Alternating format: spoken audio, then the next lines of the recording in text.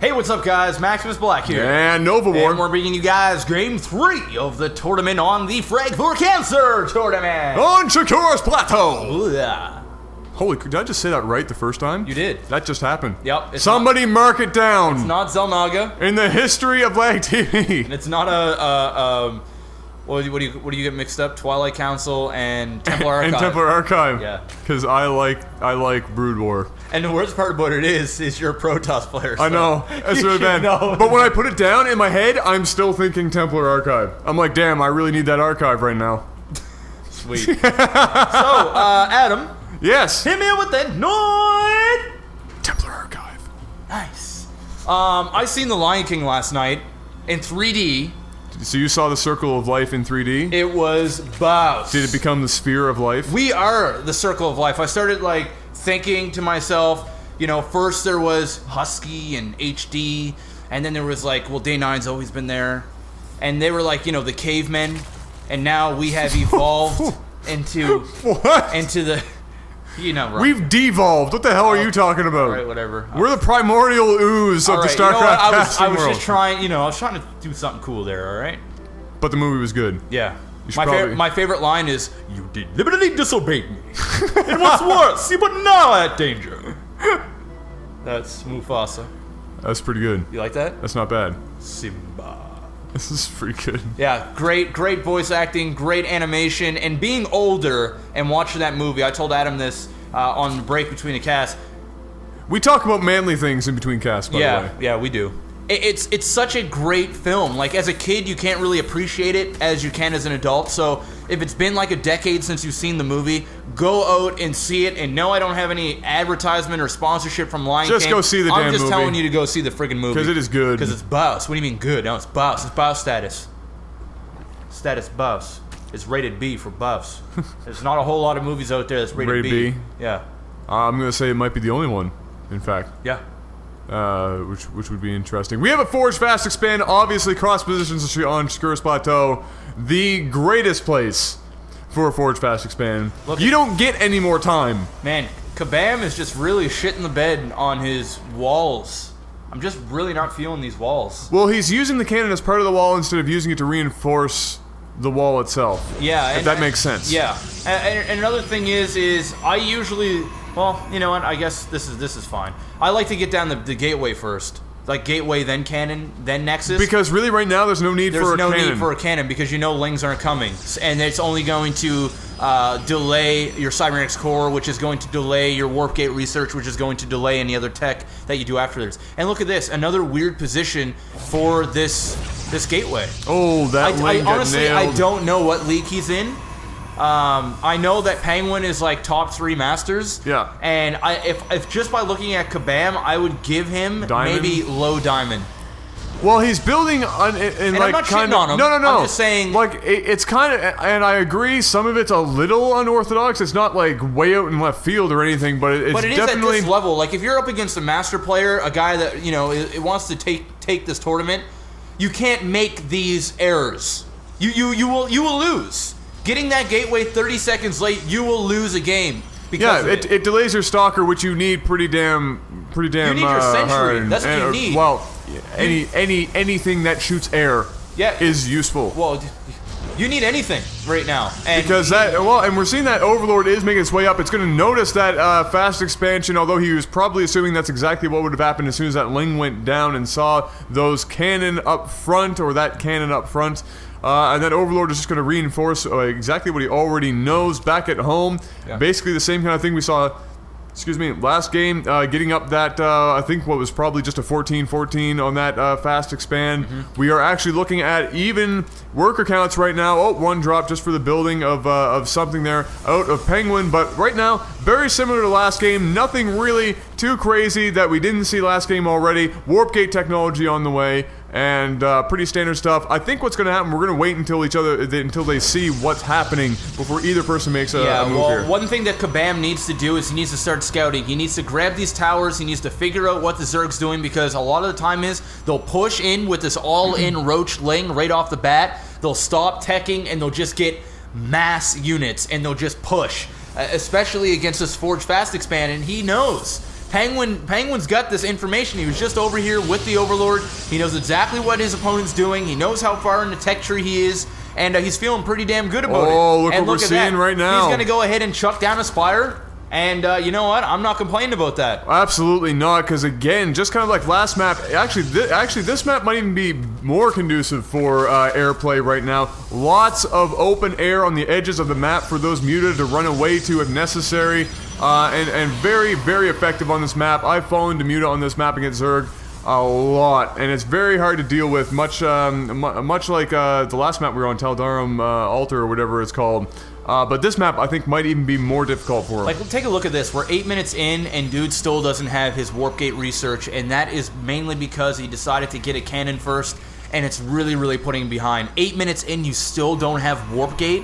When your opponent is on 2 base, he's got 58 drones, and he's got a Spire going down right now. The only thing this dude is missing is like a macro hatch, and it would be like all over by the Trine, or grab a third. But instead of grabbing that third and taking the complete and utter economic advantage, he's going to go ahead and chuck down that Spire, and he's probably going to harass the shit out of him, and it's going to be a very, very, very bad news for Kaboom, or Kabam, or whatever his name is. And unfortunately, we are seeing, without any scouting at all, going immediately for that robotics bay. And, you know, while that is always good to have Colossi in some way, shape, or form, when you have 6 Muta on the way and you don't know it, Blink would be a better tech choice than Colossus. Well, I thought this is what he was doing. I thought he was going to go ahead and do this, you know, 6-7 Warp Gate Blink timing push build. That's usually what I do when I look at this. Just sitting in here with the Changeling knows everything that's going on. Oh right yeah, now. he sees absolutely everything. And he does a great job of scouting. I'm going to say that right now. Penguin, I mean, he's awesome. Comparatively speaking, Kabam isn't really doing any scouting at all, so it's, you know, kind of weird to say anything about Penguin's scouting, but he does a very good job. And look at this. Nothing to stop it. Yeah, here comes the harassment, and this is just going to be a back and forth thing. He didn't go and... Oh, there we go. We do have a Twilight Council now. Oh, it looks like he was actually teching right to Giraffes. I did not see that. That's what I was saying before. And look at that. Boom. Taking out those pylons, now backing off, and all he needs to do is bring up some Muta on this end, harass that, and it's just going to be a back and forth thing, just keeping Kabam on his toes all the time while he goes ahead and grabs a third and basically takes complete map control. And look at this. These Mutalisks are working their way down. There's another batch on the way. Another batch on the way. There's a couple more Lings. Yep. So really, I mean, what he's probably going to do is he's going to keep the Lings there and pull the units from one side, get the Lings in to do some extra damage. And really, there's not, like you said, a whole lot that Kabam can do about it, because if he really wanted to, right now it's not, you know, he doesn't have enough. It's only 11 Muta, not enough to split and do a lot of effective damage. Yep. But if he keeps his count going up, it will get to the point where he will effectively be able to bounce back and forth between these bases and do terrible damage. We are seeing a cannon now go down there for Kabam. I don't know what it's like back up at his main, if he has a cannon or not. I suspect he probably does, but even having one cannon won't be enough if that Muta count keeps increasing. And that's a macro hatch going down. It looks like Penguin is preparing himself for a big, big push here pretty soon. Yeah, he's going to war here. It's going to look like 300. There's going to be an epic battle. I can just smell it. The macro hatch is going down. The third base is finished and now getting saturated. These Mutalisks are working their way around the other side. I will say, though, Kabam is doing a really good job at upgrading. He does have his Blink going. He does have level 1, or level 2, actually, going now as well. He is piling up some Giraffes, which is always good as long as he can keep them protected and continuously build Stalkers as well, because it's inevitable. There will be ground units at some point in the game, but one thing that Kabam does not want to do is sit here at the base and allow Penguin... Well, and he has to do something here, because if he just sits back and plays this back and forth game with the Zerg is just going to continuously keep expanding, keep on getting those macro hatches, building up armies, and then it'll come to the point now where Kabam will have this huge army, and they'll meet in the middle, and then next thing you know, Penguin's going to have another 200 army just like that, because he has such map control and so many hatcheries. He's getting... Well, first of all, I want to point out, Penguin looks like he's going a lot of Muta here, and it looks like he's getting his infestation pit immediately. It's going to look like a little bit of Muta, a little bit of Ling, a little bit of Infestor. Very hard to deal with, especially when you're trying to use Blink Stalker. Yep. That Infestor play shuts you down, and the Ling Muta is the 1-2 punch of the Zerg, and has been since Brood War, and I'll be damned if it is still not one of the most effective things that any of the 3 3 races can put together. Lots of pylon sniping was happening before, and so Kabam has had his production slow down a bit, but not all that much. You're seeing so many Stalker on the field, and really right now, Penguin is just slowing him down enough. He's got on that 3 base, he's building up some units, he's getting ready for a big push here, and with Infestors on the field, I think he's looking pretty damn good with only 2 Colossi to his name. Yeah, no, Kabam is doing a great job right now. He's doing the best he can in this situation. No scouting really hurt him. But at this point, I think he's making the best of it, and I got to give him props for that. He needs to push out. He needs to go and attack a 3rd, deny a 4th. He needs to build some cannons in here and get some Stalkers going. But he can't keep doing this, right? And he knows this. That's why he's pushing right now and force the Zerg to back off. He needs to warp in a bunch of units, but oh my god, take a look at this. That's what I was saying. There all the is units no are outside wall. his base. Oh my god. Is he going to continue to attack, or is he going to back up and just let the damage be done? And he's actually... So he is going to go ahead and base race. You know what? He has to do it. If he runs back, his base is already going to be dead. Well, here's the thing. We have 22 links coming out, 4 more Mutalisks on the way, and if there are any Infestors in play at any point within the next couple of minutes, which it looks like there might be coming up here pretty soon, that's going to be big trouble. Lots of Spine Crawlers, or a few at least, basically just hold these guys back for a short period of time. And right now, there's a lot of Ling Muta up there. I don't know if he can even win this base race if he wants to. A Ninja Expand going down. I like You're that. on 4 base for Penguin right now. That is absolutely huge. He is supply blocked. His numbers are going down quickly, though, to match it, and we are down. Oh my god, more Spine Crawlers. You know what? I am getting really, really happy about this. Kabam is doing a fantastic job. He needs to get in here and kill these Spine Crawlers before they finish. What I would love to see him do once these Spine Crawlers do go down, pick off the Spire, pick off the Infestation Pit, go out there and search for other bases and get your ass back to defend your new Ninja Expand. What is left to expand but his Ninja? No, he needs to get over here and protect now. That's not going to happen.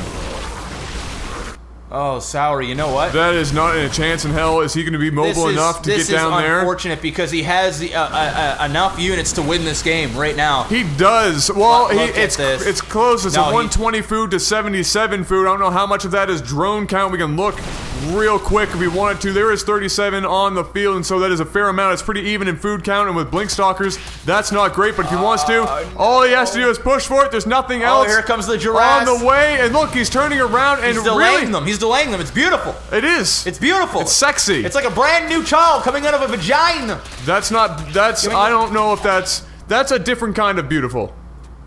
That's the circle of life beautiful. I was thinking more like Scarlett Johansson beautiful. Okay, you got me there. That's what I was going for. Adriana Lima beautiful. Okay. Yeah, the vagina bleeding, big gaping hole of nastiness. In a weird way, yes, but no. More life scarring than anything. Yeah. Really, when it comes down to it. Well, ladies and gentlemen, that's it. That was it. So it looks like Penguin actually took the tournament. Sweep. Yeah, took it with force. Although I must say, Kabam playing a much better game there. Some kind of screws up at the beginning that actually might have costed him the game. And I know if he would have scouted, see the 3rd was going up and denied that, he would have been in a lot better position. But me being a Protoss player, I can totally relate to the stress of having mutas in and out of your base. You don't know what to do. Should I attack? Should I stay back and defend? And you know what? Penguin's a good player. He's obviously better, so he was favored to win. And I give Kabam kudos for taking 2nd place in the tournament and putting up a fight. No, there's no question that Penguin basically controlled every one of these games. He forced Kabam into a certain unit composition that he knew would happen and enter the field when he was ready to push out. Penguin knew that he would be much more mobile on this map should there be Blink Stalker on the field. It's a big map, and Blink Stalker's only going to be good when they're in range of those Mutalisks. Mutalisks free reign on the map, did a lot of damage, and forced Kabam to do a lot of stuff that he didn't want to do, and that kind of cost him the game here. Templar would have been a big change here. I think we needed some splash damage on the field, but let's not theorycraft. Yeah, no, we're not for periods of time. I can't stand people. Let's not theorycraft. It didn't happen. It didn't happen. So that's all there is to it. No matter how you put it, in a game of Starcraft, at the end, you can there are always buts. Say, "Oh, if you should have done this, if you should have done that." Exactly. But you don't know. You can't. I'm not even gonna get into it. But you can't just say, "Well, you should have done this." Exactly. Like, there are mistakes that you can look at and say, "All right, this is what I need to work on, and this could have been a bit tighter." But don't play the shoulda, woulda, coulda. There you go. Don't play the shoulda, woulda, coulda. For anybody. pros, anything. You can't. That game is way too expensive and makes you rage. Yeah. Ladies and gentlemen, this has been LAGTV coming to you from the final call of Canuckville, Canada. I am your master of ceremonies, Nova War. You deliberately disobeyed me. And what's worse, you were now at danger.